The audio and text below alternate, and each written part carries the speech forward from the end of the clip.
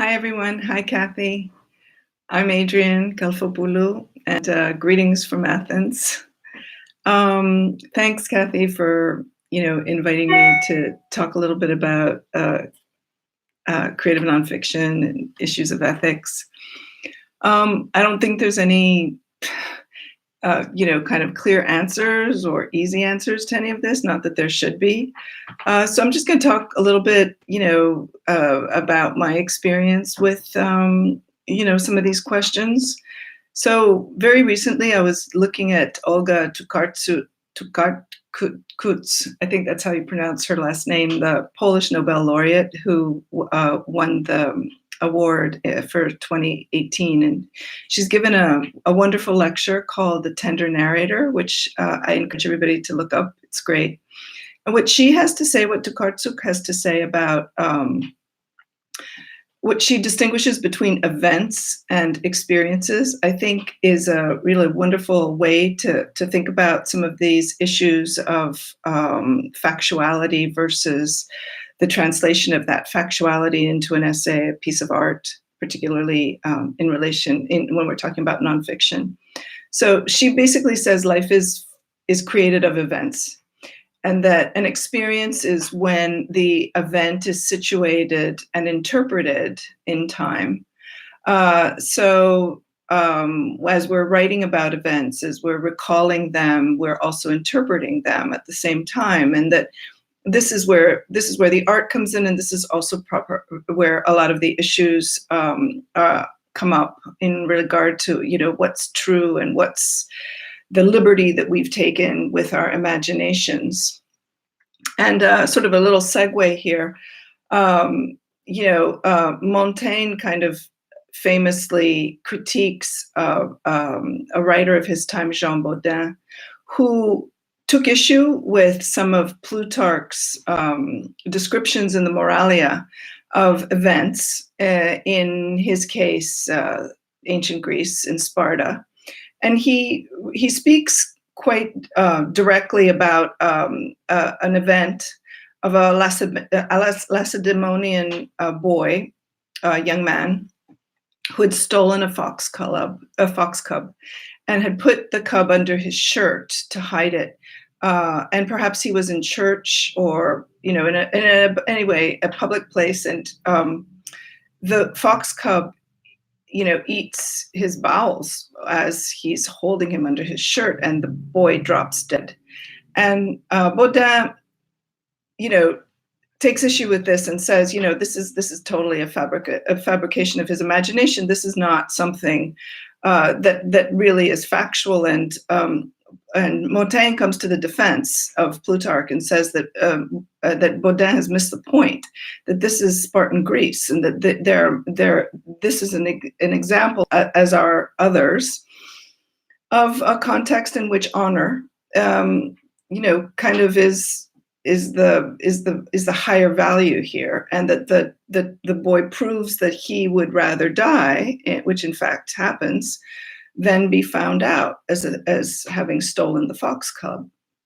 So I think that's a good example of what we're talking about when we're discussing this movement or translation of the event into the experience, and how Montaigne has understood that Plutarch is very much situated in the context of his time, and the way he experiences that context is true to the moment, the historical moment he's trying to communicate.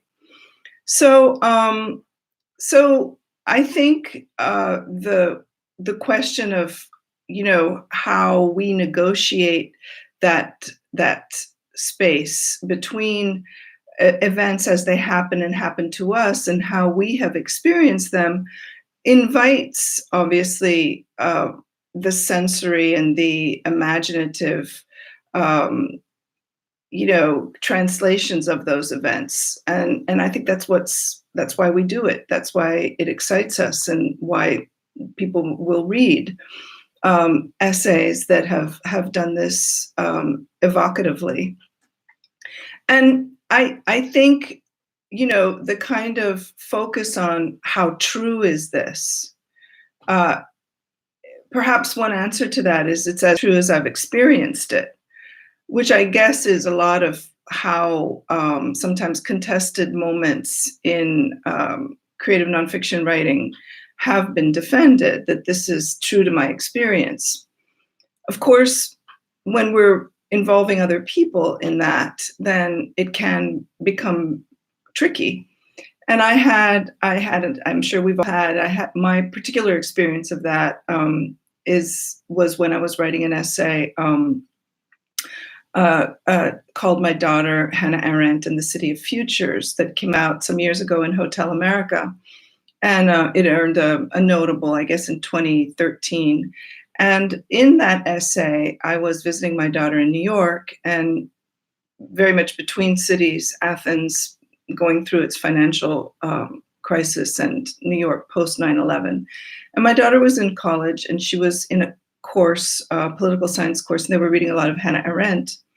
And the books were on the kitchen table, and I was looking at some of her underlinings and the notes that she had taken, which I was really intrigued with. And as I was writing my essay, I included some of the underlinings that she had from Arendt's essays. And when she came home and she saw that that I had been looking at her notes, she asked me, about that. And she wasn't very happy about it. And so I told her that I had, used some of her quotes, which I thought were really interesting, and very, very often, underlinings I would have made myself too. So this was, it's tricky territory anyway, mother-daughters. I read her what I had put into the essay, and she was not happy. So I asked her if she would, what I did then was I kind of introduced that whole scene into the essay. When she said to me very directly, "These are my studies, it's not your essay." And I think I paraphrased that in the essay itself. And then I asked her if she preferred that I didn't use any of this, then I wouldn't. And she thought about it, and then she was okay with it, or she agreed to let me go ahead and publish the essay as I did. And some years later, I think I asked her, I still remember that. I still remember it. Obviously, I'm bringing it up here again. And I asked her if it still bothers her, and she had forgotten about it, but she was okay with the essay. So, how time moves through us and how we choose particular events and record them as experiences is so very personal. And I think, that's kind of in a way, the challenge of the process and the art itself, that those events that mark us and stay with us or haunt us find their way into works that express that experience.